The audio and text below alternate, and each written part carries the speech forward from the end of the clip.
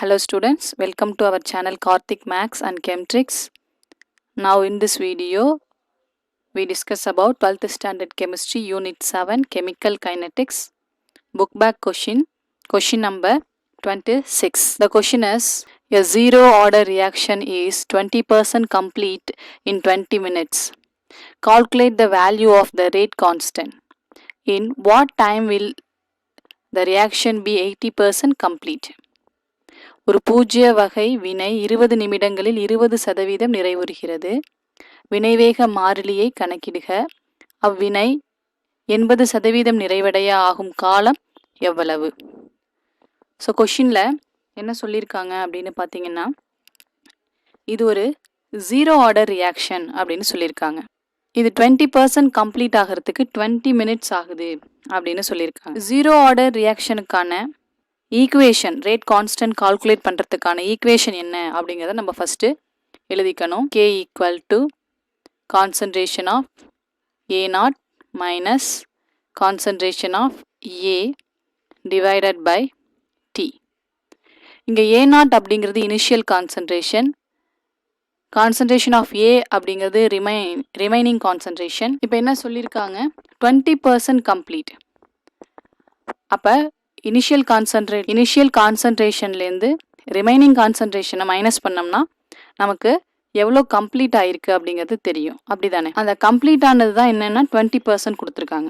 So இந்த கொஷின்லேருந்து நம்ம எனக்கு கிடச்சிருக்க டேட்டா என்ன அப்படின்னு பார்த்தீங்கன்னா, A0 minus A equal to 20. இது வந்து மோலார் கான்சன்ட்ரேஷன் அப்படின்னு எடுத்துக்கிறோம். ஸோ அதனால் கேபிட்டல் M அப்படிங்கிறத நான் இங்கே யூனிட்டாக கொடுத்துக்கிறேன்.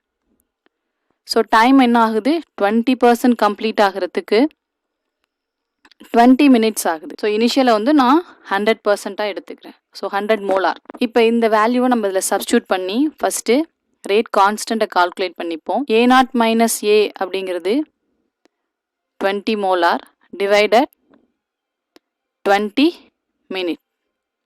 கேன்சல் பண்ணிங்கன்னா ரேட் கான்ஸ்டன்ட் உங்களுக்கு கிடைக்கும்.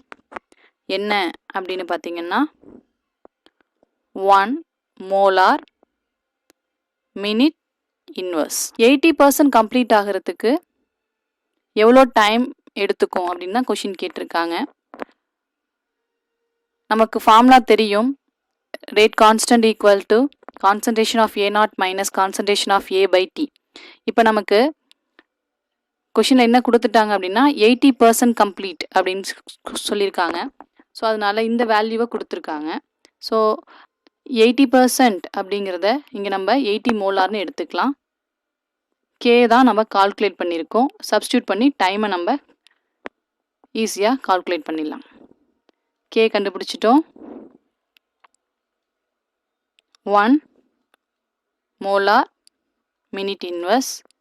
கொஷினில் A0 minus A equal to 80 மோலார்னு கொடுத்துருக்காங்க.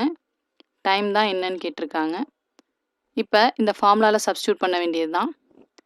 டைமை இப்படி கிராஸ் மல்டிப்ளை பண்ணி டைமை இந்த சைட் கொண்டு போயிருங்க, கான்ஸ்டண்ட்டை கீழே கொண்டு வந்துடுங்க.